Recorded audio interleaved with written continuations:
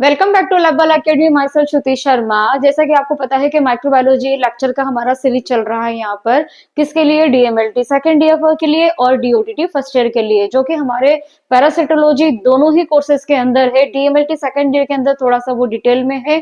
तो आज हमने कल पहले वाले जो प्रीवियस में हमने पढ़ा था कि पैरासिटोलॉजी का क्लासिफिकेशन पढ़ा था, जो कि ब्रांच ऑफ माइक्रोबायोलॉजी है। बट आज के वीडियो में हमें यह पढ़ना है कि फर्दर पैरासाइट जो होते हैं उनका भी क्लासिफाई किया गया है, और पैरासाइट किस पे डिपेंड होते हैं, उसके होस्ट ऑर्गेनिज्म पे डिपेंड होते हैं। तो होस्ट का भी क्लासिफिकेशन होता है कि होस्ट कितने टाइप के होते हैं और पैरासाइट कितने टाइप के होते हैं। तो मेजरली हमने यहाँ पर पैरासाइट और होस्ट को यहाँ पर आज के वीडियो में क्लासिफाई किया है, जिसको आप जरा ध्यान से समझेंगे तो आपको समझ में आएगा कि कितने टाइप के पैरासाइट्स होते हैं और कितने टाइप के होस्ट होते हैं। अगर आप ये होस्ट और पैरासाइट इस वाले वीडियो में नहीं समझ पाएंगे तो फर्दर जब हम आगे के जो वीडियो बनाएंगे पर्टिकुलर ऑर्गेनिज्म पे, जब इसकी लाइफ साइकिल, मॉर्फोलॉजी, इनका पैथोजेनेसिस जब पढ़ेंगे, तब आपको वहां पे जो वर्डिंग आएगी जैसे डेफिनेट, इंटरमीडिएट, होस्ट, तो वो पूरा होस्ट पे डिपेंडेंट है।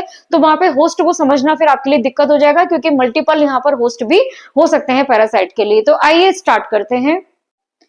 तो जो पैरासाइट का क्लासिफिकेशन हम कर रहे हैं, यहाँ पर देखिए ज्यादातर जो पैरासाइट्स होते हैं या तो हमारी बॉडी के ऊपर प्रेजेंट होते हैं, यानी कि देखिए यहाँ पर जो हमने लिखा है कि बेस्ड ऑन दियर लोकेशन। तो लोकेशन का मतलब होता है जगह, यानी पैरासाइट कहाँ पाए जाते हैं। तो इसको हम जो कि ऑन द सरफेस ऑफ अगर बॉडी पे है आपके, तो उसको हम क्या बोलेंगे यहाँ पर, एक्टोपैरासाइट। एक्टोपैरासाइट जैसे कि लाउस होते हैं, टिक्स होते हैं, जैसे हम ह्यूमंस के बालों पे जूं होती है, टिक्स माइट्स जैसे जो कि हमारे जो जानवर होते हैं, एनिमल होते हैं, उनके हेड्स पे प्रेजेंट होते हैं। अब हम ये बोलना चाह रहे हैं यहाँ पर कि अगर बॉडी के ऊपर अगर कोई पैरासाइट की वजह से कोई अगर आपको प्रॉब्लम होती है या कोई इन्फेक्शन होता है, तो वो इन्फेक्शन ना होकर क्या होता है, इन्फेस्टेशन होता है। ये एक मेडिकल टर्मिनोलॉजी है कि बॉडी की सरफेस के ऊपर यानी स्किन के ऊपर अगर कोई भी हमारा पैरासाइट रहकर अपना जीवन यापन करता है, अपनी लाइफ साइकिल कंप्लीट कर रहा है, तो वो इन्फेस्टेशन के अंदर आता है, यानी डायरेक्ट वो बॉडी के टच में अंदर, यानी अंदर वाले बॉडी के टिश्यू या ऑर्गन के अंदर आपके कॉन्टेक्ट में नहीं आ रहा है। लेकिन दूसरा होता है एंडोपैरासाइट। एंडोपैरासाइट का मतलब होता है कि इनसाइड ऑफ द बॉडी, यानी कि इनसाइड ऑफ द बॉडी। इसका मतलब है कि आपकी बॉडी के या तो ब्लड में है, टिश्यू में है, या किसी ऑर्गन के अंदर अगर वो बॉडी के अंदर पहुंच जाता है पैरासाइट, तो वो कहलाता है एंडोपैरासाइट। जैसे कि सबसे बड़ा एग्जांपल है मलेरिया का, जिसकी वजह से होता है प्लाज्मोडियम। तो प्लाज्मोडियम वाइवेक्स, फैल्सिपेरा, मलेरिया, ये सब किसके रीजन है, प्लाज्मोडियम के, जो कि मच्छर के काटने से होता है। और एक होता है लिशमानिया डोनोवेनी। लिशमानिया डोनोवेनी भी एक टाइप का सैंड फ्लाई के काटने से, काला आजार, इससे रोग होता है। अब ये दोनों जो पैरासाइट है, ये दोनों ही आपके ब्लड के अंदर चले जाते हैं, बॉडी के अंदर जाते हैं। तो बॉडी के अंदर यानी इनसाइड जाने के कारण हमने इसको बोला है एंडोपैरासाइट। अब जो एंडोपैरासाइट है उसको भी हमने फर्दर क्लासिफाई किया है। तो एक्टोपैरासाइट में तो हम केवल बॉडी के बाहर है, एंडोपैरासाइट को यहाँ पढ़ना जरूरी है, क्योंकि यही जो होते हैं सबसे ज्यादा ह्यूमन को डिजीज कॉज करते हैं। तो यहाँ पे देखिए obligate parasite, facultative parasite, free living parasite, accidental parasite और अबेरिएंट पैरासाइट।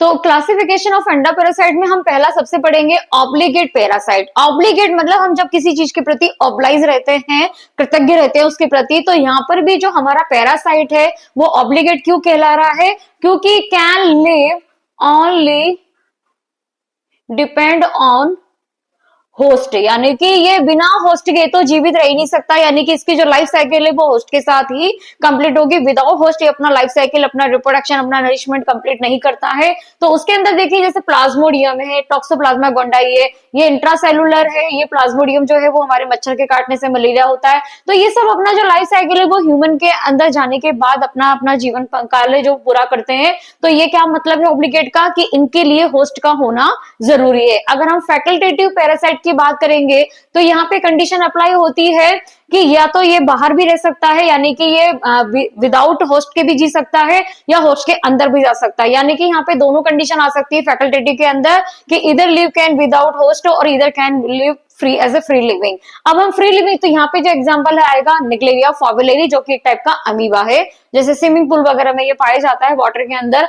दूसरा आता है, तीसरा आता है फ्री लिविंग पैरासाइट, जो फैकल्टेटिव में ही जो हमने बताया कि या तो ये फ्री लिविंग हो सकते हैं या फिर ये होस्ट के अंदर भी जा सकते हैं। तो इसमें से अगर फ्री लिविंग की बात करें तो फ्री लिविंग का मतलब ये है कि यहाँ पे भी सेम एग्जांपल आएगा निक्लिया फॉगलेरी का, क्योंकि ये आराम से फ्री लिविंग अपना जीवन यापन कर सकते हैं, क्योंकि ये फैकल्टेटिव भी है। तो अगर ये चला जाएगा तो भी ठीक है, अगर नहीं ये नहीं जाता है होस्ट के अंदर तो भी ठीक है। दूसरे आते हैं एक्सीडेंटल ओबीडिएंट, जिसको कि आगे हम फर्दर डिटेल में डिस्क्राइब करेंगे। अब चौथा आता है आपका एक्सीडेंटल पैरासाइट। देखिए जैसे हम लोगों का कभी एक्सीडेंट हो जाता है ह्यूमंस का, कभी हम रास्ते में जा रहे हैं कुछ भी कर रहे हैं, तो एक्सीडेंट एक ऐसी घटना होती है जिसमें कि हमें सडनली हो जाता है, हमें पता नहीं होता है पहले से, लेकिन हमारे साथ ये घटना हो जाती है। तो यहाँ पे भी आप इस चीज को ऐसे समझिए कि जो पैरासाइट होता है वो अपने होस्ट के अंदर एक्सीडेंटली पहुंच जाता है, यानी कि मतलब ये है कि यहाँ पर उसको जाना नहीं है उसके अंदर, ह्यूमन के अंदर, पर वो गलती से अगर चला जाता है। तो ऐसे वाले जो पैरासाइट होते हैं वो किसमें कहलाते हैं? एक्सीडेंटल, जो कि इनफैक्ट अनयूजुअल होस्ट, मतलब उस होस्ट के लिए नहीं है, ह्यूमन के लिए नहीं है, वो किसी और के लिए है, बट अगर वो गलती से चला जाएगा ह्यूमन के अंदर तो वो क्या कहलाएगा? Accidental parasite. इसके वर्ड्स में ही इसका पूरा डेफिनेशन है। तो इसका सबसे अच्छा एग्जांपल है इकाइनोकोकस ग्रेन्युलोसिस। तो इकाइनोकोकस ग्रेन्युलोसिस जो होता है वो एक टाइप का डॉग वर्म है। डॉग वर्म का मतलब यानी कि इसकी जो लाइफ साइकिल होती है, देखिए यहाँ पे मैंने डॉग लिखा हुआ है, तो डॉग से जब ये अपना जो ये डॉग के अंदर प्रेजेंट होता है तो अपने फीसेस में, स्टूल में, ये फीसेस के अंदर रिलीज करेगा अपने एग, तो ये जाएंगे सॉइल के अंदर, सॉइल ये एग जाने हैं शीप के अंदर, यानी कि इसका दूसरा होस्ट है। ये डेफिनेटिव होस्ट है और ये इंटरमीडिएट होस्ट है। डेफिनेटिव इंटरमीडिएट मैं आपको आगे बताऊंगी। तो डेफिनेटिव के बाद ये जाएगा शीप में, शीप से वापस ये जाएगा डॉग के अंदर। तो इसकी लाइफ साइकिल कैसे चलनी है? Dog to soil, soil to sheep, sheep to dog. But क्या हो रहा है? एक्सीडेंटली अगर ये मेन के अंदर चला जाता है तो मेन के अंदर इन्फेक्शन हो जाता है। कैसे हो जाता है? In fact main accidentally giving rise to hepatitis cyst, यानी कि ये जो इकाइनोकोकस ग्रेन्युलोसिस है, डॉग पैरासाइट है ये, तो ये इसका जो हेटेडाइटिस सिस्ट होती है वो हमारे टिश्यू या हमारे ऑर्गन के अंदर जाके हो जाती है, जो केवल सर्जरी से ही बाहर निकल सकती है। तो ये हेटेडाइटिस सिस्ट जो होती है वो ह्यूमन को इन्फेक्ट कर जाती है। तो हेटेडाइटिस सिस्ट हमारा जो है वो ह्यूमन को इन्फेक्ट कर रहा है, इसलिए क्या कह रहा है? एक्सीडेंटल। जबकि ये जो डॉग पैरासाइट है वो ह्यूमन के लिए नहीं बना है, वो बना है डॉग और शिप के लिए। अपनी लाइफ साइकिल ही इसमें कंप्लीट करेगा, लेकिन अगर गलती से चला गया तो फिर वो एक्सीडेंटल पैरासाइट कहलाएगा। अगला आता है 5वां नंबर का अबीरियंट पैरासाइट। देखिए एक्सीडेंटल अबीरियंट को आपको सही से समझना है। एक्सीडेंटल में ह्यूमन को वो जाके अंदर उसको इन्फेक्ट कर रहा था, प्रॉब्लम कर रहा था, डिजीज कर रहा था। अबीरियंट पैरासाइट का मतलब ये होता है कि जब वो किसी होस्ट को इन्फेक्ट करता है बट उस पैरासाइट का आगे कोई लाइफ साइकिल वहां पर नहीं होता है। टॉक्सोपेराकाइनेस भी एक प्रकार का डॉग पैरासाइट है, यानी इसकी जो लाइफ साइकिल होती है, यहाँ पे दो होस्ट नहीं जैसे उसमें डॉग और शिप था, यहाँ पे केवल डॉग टू डॉग है, यानी डॉग से निकलेगा एक से सोइल, फिर डॉग में, फिर वापिस डॉग से ये जाएगा वापिस डॉग के अंदर। तो यानी अपना ये जीवन काल डॉग टू डॉग जाना है, लेकिन अगर वो गलती से अगर ह्यूमन में चला गया तो यहाँ पे इसका कोई भी फर्दर डेवलपमेंट नहीं होगा। तो यहाँ पे इसको बोला जाता है डॉग राउंड। तो एबेरेंट का मतलब होता है यानी कि कैन नॉट फर्दर डेवलपमेंट। अगला देखिए हम देखेंगे यहाँ पर होस्ट के बारे में कि होस्ट क्या होते हैं। तो होस्ट ऑब्वियसली हमारे शरीर पैरासाइट से हमेशा बड़े होते हैं। होस्ट क्या होते हैं? जो कि पैरासाइट को प्रोवाइड करते हैं ऑल थिंग्स टू पैरासाइट, यानी कि उनके रिप्रोडक्शन, नरिशमेंट के लिए, उनकी ग्रोथ के लिए, है ना, उनको सबको क्या चीज प्रोवाइड कर रहा है? होस्ट प्रोवाइड कर रहा है। होस्ट जब पैरासाइट को प्रोवाइड कर रहा है, पैरासाइट को जब ये प्रोवाइड कर रहा है तो ये अपनी क्या कर रहे हैं? ग्रोथ कर रहे हैं, अपना नरिशमेंट कर रहे हैं, ठीक है, और अपना रिप्रोडक्शन कर रहे हैं, अपनी पूरी लाइफ साइकिल कर रहे हैं। इस तरह से होस्ट को फिर आगे हमने 5 पार्ट में डिवाइड किया है। ये होस्ट का क्लासिफिकेशन है। तो पहला देखिए आप, इसके अंदर आ रहा है डेफिनेटिव होस्ट, डेफिनेटिव और इंटरमीडिएट। आगे जब हम पर्टिकुलर ऑर्गेनिज्म के बारे में डिस्कशन करेंगे, उनकी मार्फोलॉजी, लाइफ साइकिल के बारे में हम जब डिस्क्राइब करेंगे तो वहां पे बार बार नाम आएगा डेफिनेटिव और इंटरमीडिएट। डेफिनेटिव का मतलब होता है मेन होस्ट, जहां पे की लाइफ साइकिल वहां पे वो चलती है पैरासाइट की जहां पे सेक्सुअली रिप्रोडक्शन होता है, जैसे कि यहाँ पे एडल्ट यहाँ पर बनता है। डेवलपमेंट के बाद पैरासाइट का कौन सा पार्ट बनेगा? एडल्ट वाला। तो डेफिनेटिव होस्ट का मतलब हो गया मेन डेफिनेटिव होस्ट, जहां पर की पैरासाइट का एडल्ट पार्ट बन रहा है। जैसे एग्जांपल देखते हैं हम मलेरिया में, यानी मलेरिया डिजीज किससे होती है? हमें प्लाज्मोडियम पैरासाइट से होती है। तो प्लाज्मोडियम जो पैरासाइट होता है वो ह्यूमन में भी जाता है, मच्छर में भी जाता है। तो मच्छर में जब वो जाता है तो मच्छर के गट में क्या करता है? वो रिप्रोडक्शन करता है खुद का प्लाज्मोडियम का। तो वहां पे ये क्या हो गया? एज ए डेफिनेटिव होस्ट हो गया। तो डेफिनेटिव होस्ट कौन है? यहाँ पर मच्छर है। किसके लिए है? पैरासाइट के लिए। प्लाज्मोडियम क्या है? पैरासाइट है। मच्छर क्या है? ये मच्छर के गट में जाके वहां पर अपना रिप्रोडक्शन करता है। फिर जब मच्छर ह्यूमन को काटता है तो प्लाज्मोडियम सलाइवा से फिर चला जाता है हमारी स्किन के अंदर, देन फिर हमें मलेरिया डिजीज होती है। अगला आता है इंटरमीडिएट होस्ट।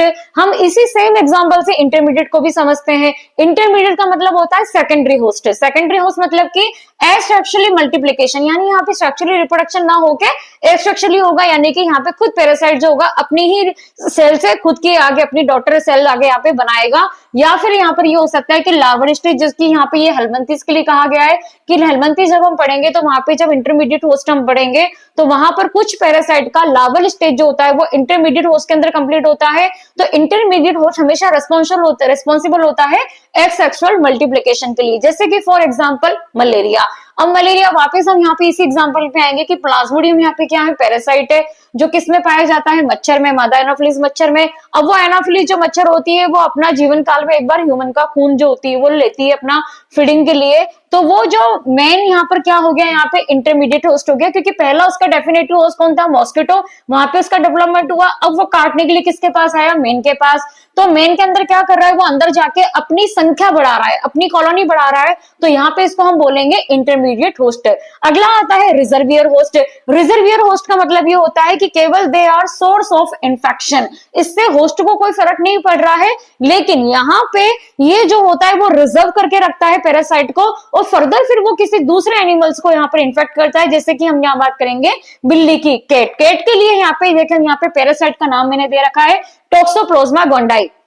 अगला आता है इस 4th नंबर का, जो कि है पैराटोनिक होस्ट। पैराटोनिक होस्ट का मतलब होता है एज ए ट्रांसपोर्टेटर, ट्रांसपोर्टेशन का काम करता है। जैसे यहाँ पे जो फिश है, यहाँ पे फिश वो होस्ट है जो कि पैराटोनिक होस्ट कहलाती है। किसके लिए, प्लियोकॉर्कोइड लार्वा ऑफ डी लैचम। डी लैचम यहाँ पे क्या है, पैरासाइट है, इसका जो लार्वा स्टेज है वो होता है प्लियोकॉर्कोइड। तो यहाँ पे एक्ट एज ए कौन कर रहा है, फिश। यहाँ पे देखिए मैन है, यहाँ पर ये साइक्लोप्स है और ये फिश है। ये फर्स्ट इंटरमीडिएट होस्ट है, ये सेकंड इंटरमीडिएट होस्ट है और ये मैन है। फिर मैन क्या खाता है, फिश खाता है। तो यहाँ पर जो ये डी लैचम का जो लार्वा होता है वो फिश के अंदर पड़ा होता है। तो जैसे यहाँ पे डी लैचम, यहाँ पे फिश कौन खाएगा, मेन खाएगा। यहाँ पर जब उसके एग निकलेंगे, एग मान लीजिए सोलिए वाटर में गए, वाटर के अंदर कौन प्रेजेंट है, साइक्लोप्स प्रेजेंट है। साइक्लोप्स को कौन इंगल्फ करती है, फिश। अब ये साइक्लोप्स के अंदर एग किसके पड़े थे, डी लैचम के।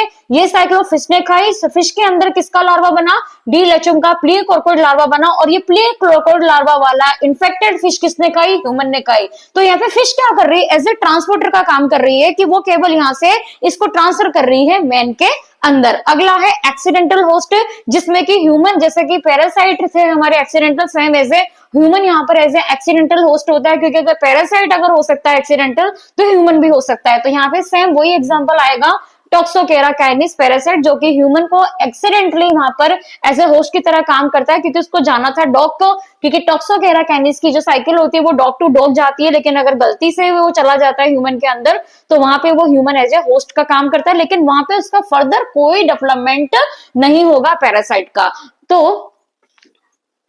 तो आज के वीडियो में हमने क्लासिफिकेशन और पैरासाइट होस्ट पढ़ा है। तो पैरासाइट का हमने 5 टाइप पढ़े हैं और होस्ट के भी हमने 5 पार्ट पढ़े हैं। तो यहाँ पर हमने सारे विथ एग्जाम्पल, जब भी आप इनको क्लासिफाई करें एग्जाम के अंदर पैरासाइट होस्ट के बारे में, तो सबका पर्टिकुलर आपको ध्यान रखना है कि एक एक एग्जाम्पल आपको होस्ट का और पैरासाइट का देना है, तभी वो एक्सप्लेनेशन कंप्लीट होगा कि कौन सा पैरासाइट आपका एक्सीडेंटल है, कौन सा एबीरियंट है, या होस्ट भी अगर आप बता रहे हैं तो आपको जब तक आप इनके एग्जाम्पल नहीं देंगे जब तक वो होस्ट पैरासाइट का क्लासिफिकेशन कंप्लीट नहीं होगा।